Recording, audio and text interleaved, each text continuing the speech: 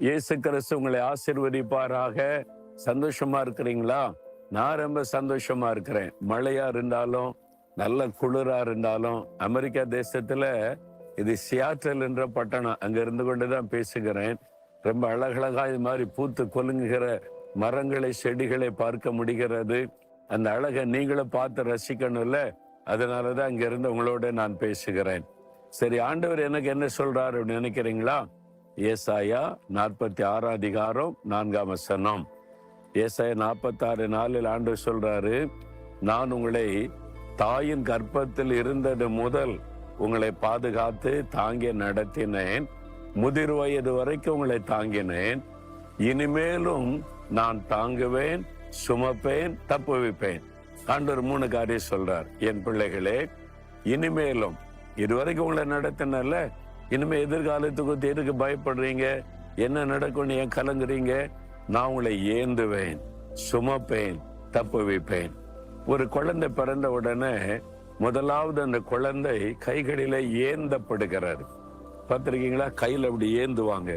இடுப்புல வைக்க மாட்டாங்க, தோள்ல போட மாட்டாங்க, 2 கைகள்ல ஏந்துவாங்க. அதுதான் ஏந்துவது.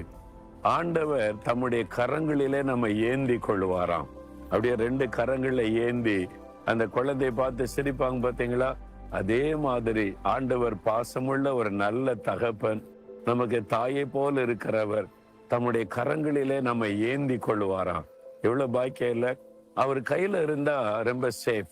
சின்ன குழந்தைகள் பாருங்களேன், தாயின் கையில இருக்கும்போது அந்த தாய் அதை ஏந்தும் போது ரொம்ப சேஃபா அதை ஃபீல் பண்ணும்.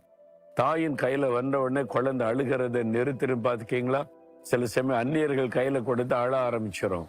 ஆனா தாய் கையில வந்த உடனே அதுக்கு அந்த தொடுதல் தெரியும். தாயினுடைய கை ஏந்துவதற்கும் மற்றவருடைய கைப்படுவதற்குள்ள வித்தியாசத்தை அந்த குழந்தையால உணர முடியும். அதே மாதிரி தான் நாமும். ஆண்டவர் நமக்கு தகப்பனாயிருந்து தம்முடைய 2 கரங்களிலே நம்ம ஏந்தி கொள்ளுகிறார். 2வது சொல்றா, நான் உங்களை சுமப்பேன். சுமக்கும் போது பாருங்க, தாய்மார் கொஞ்சம் குழந்தை பெருசானோன்னு இடுப்புல வைத்து சுமப்பாங்க. தகப்பனா இருந்தா தோல்ல வைத்து சுமப்பார். பார்த்திருக்கீங்களா? நம்ம ஊர் கிராமங்கள்ல நிறைய திருவிழாக்கள் நடந்து கூட்டம் நிறைய வந்ததுன்னு வைங்களேன், சின்ன பையனை சின்ன பெண் பிள்ளைய அல்லது தகப்பனார் கூட்டிட்டு வந்தா முதல்ல கையை பிடிச்சு நடத்திக்கிட்டே வருவார். அப்புறம் கூட்ட நெரிசல்ல என் குழந்தைக்கு என்ன ஆயிடக்கூடாதுன்னு சொல்லி அந்த குழந்தையை தூக்கி தோள் மேல வைத்துக் கொள்வார். பார்த்திருக்கீங்களா? தோள் மேல உட்கார்ந்து இருக்கும் போது சுமக்கிறது. ஒரு தகப்பன் பிள்ளையை சுமப்பதை போல உங்களை சுமப்பேன்னு ஆண்டவர் சொல்லி இருக்கிறார். தோள் மேல ஏறி உட்கார்ந்துட்டா அந்த குழந்தைக்கு பாதுகாப்பு. தரையில நடக்கும்போது கால் வலிக்கும், அந்த வேதனை இல்லை. தரையில நடக்கும்போது சில ஆபத்துகள் நெருக்கும், அந்த ஆபத்து இல்லை. ஒரு பாதுகாப்பான இடத்துல இந்த குழந்தை இருக்கும், தகப்பனுடைய தோள் மேல. அப்போ ஆண்டவர் சொல்றார், நான் சுமப்பேன். நம்ம நாட்டுல மட்டும் இல்ல, அமெரிக்காவில நான் பார்த்திருக்கேன். அமெரிக்காவில சில கூட்ட நெரிசலை பார்த்தா, நான் நம்ம ஊர்ல தான் கிராமத்துல தகப்பன்மார் குழந்தைகளை தோல்ல சுமப்பாங்கன்னு பார்த்திருக்கிறேன். இங்க கூட வெள்ளைக்காரங்க தன் குழந்தைய தோள் மேல உட்கார வச்சு 2 காலையும் போட்டுட்டு உட்கார்ந்துருக்காங்க கம்பீரமா. அப்படி நான் பார்த்து ஆச்சரியப்பட்டு இருக்கிறேன். அதனால எல்லா இடத்திலுமே தகப்பனுடைய அன்பு குழந்தையை தூக்கி சுமப்பாரு. ஆண்டவர் இயேசு உங்களுக்கு நல்ல தகப்பன். சோர்ந்து போகாதங்க. ஆண்டவர் சொல்றாரு, நான் உன்னை சுமப்பேன் மகனே, மகளே, நான் உன்னை சுமப்பேன், உன்னை பாதுகாப்பா நடத்துவேன்.